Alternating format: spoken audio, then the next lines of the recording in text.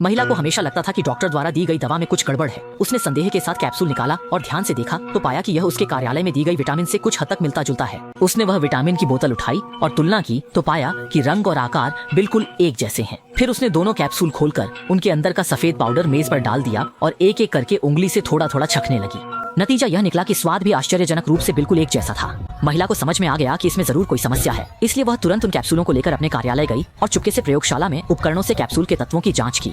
हालांकि जांच के परिणाम ने उसे चौंका दिया। दोनों कैप्सूल के तत्व न केवल एक जैसे थे बल्कि वे एक प्रकार की मानसिक दवा भी थे।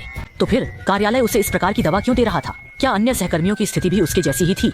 वह इस सवाल के साथ अपने बॉस के कार्यालय में गई और कार्यालय के चिकित्सा रिकॉर्ड को देखा तो वह पूरी तरह से चौंक गई। उसने पाया कि अन्य अंतरिक्ष यात्रियों को विटामिन ए दिया गया था जबकि केवल उसे विटामिन बी मिला था। महिला को नहीं पता था कि इसका क्या मतलब है, इसलिए उसने पुराने चिकित्सा रिकॉर्ड को देखा और पाया कि बहुत कम अंतरिक्ष यात्रियों को उसके जैसे विटामिन बी मिला था। फिर उसने इंटरनेट पर उन अंतरिक्ष यात्रियों के बारे में खोज की जिन्हें विटामिन बी मिला था।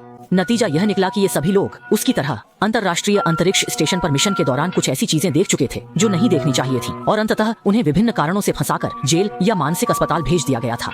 इसी समय अचानक दो आदमी हंसते हुए अंदर आ गए।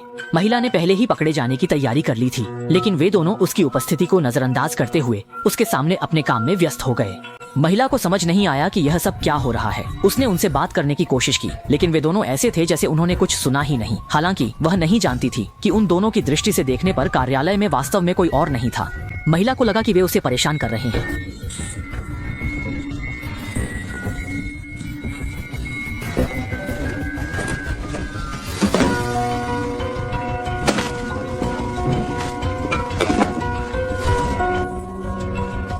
जैसे ही कैमरा चमका, वे दोनों अचानक अजीब तरीके से गायब हो गए। महिला इस कार्यालय में और नहीं रहना चाहती थी। उसने जल्दी से अपनी चीजें उठाई और भागते हुए कार्यालय से बाहर निकल गई और कार्यालय छोड़ दिया।